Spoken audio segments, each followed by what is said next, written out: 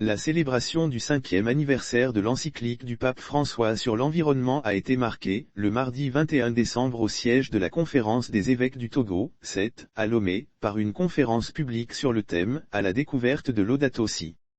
Cette initiative est à l'actif de l'Organisation de la Charité pour un développement intégral, OCD, et le Conseil épiscopal Justice et Paix, CJP, Togo avec l'appui de la CET. L'objectif est de faire découvrir au public togolais le contenu de l'encyclique et d'éveiller les consciences sur l'urgence de prendre soin de la maison commune, qu'est la planète Terre. 3 communications ont meublé cette conférence, notamment Laudato Si, une encyclique qui replace l'homme en harmonie avec son environnement social, économique et écologique, Laudato Si et les objectifs du développement durable, quelle convergence, et quelle réponse de l'Église face aux défis socio-environnementaux au Togo. De la nécessité de sauvegarder la maison commune. La communication inaugurale présentée par l'archevêque métropolitain de Lomé, Mgr Nicodème Barriga Benissant, a permis à ce dernier de présenter à son auditoire la quintessence de l'encyclique à travers ses 6 chapitres. Face aux problèmes environnementaux actuels, le pape demande la conversion écologique, un changement de mentalité, d'attitude, de manière de se comporter vis-à-vis de son environnement proche de rapport avec la nature. Aucun projet environnemental humain ne doit impacter négativement la génération prochaine, a indiqué le prélat.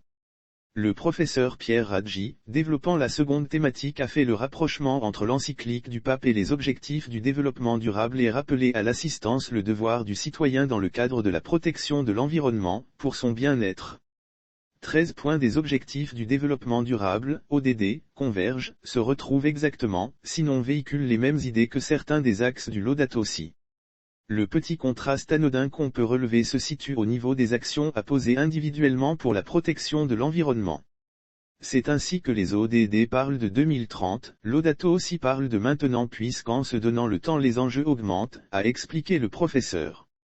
La dernière communication animée par Mgr Denis Amuzuzakpa a permis de montrer à l'auditoire comment l'Église du Togo peut s'approprier Laudato Si pour relever les défis socio-environnementaux du pays. De façon précise, l'intention est de réfléchir à comment sensibiliser la population, surtout les chrétiens, pour que sur la base des enseignements de Laudato Si, des actions concrètes puissent être mises en œuvre à moyen et à long terme. De façon concrète, Mgr Amuzuzakpa recommande que le Laudato Si soit inséré dans la formation permanente des prêtres et pasteurs ainsi que son enseignement dans les séminaires et écoles de théologie, des actions qui pourront constituer la contribution de l'Église du Togo dans cette lutte pour la protection de l'environnement. À cela s'ajoute l'éducation de la population à l'adoption des comportements quotidiens préventifs, à l'instar de la gestion efficace des plastiques non dégradables, le reboisement et l'assainissement, a renchéri le communicateur. Le Laudato Si, un appel à une conversion écologique. L'encyclique du pape François sur l'environnement intitulée « Laudato Si » est un document qui appelle à une conversion écologique globale.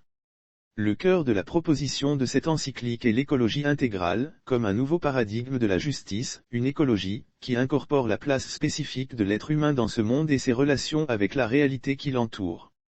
Selon ce document, il existe un lien inséparable entre les questions environnementales, sociales et humaines et par conséquent il est fondamental de chercher des solutions intégrales qui prennent les interactions des systèmes naturels entre eux et avec les systèmes sociaux.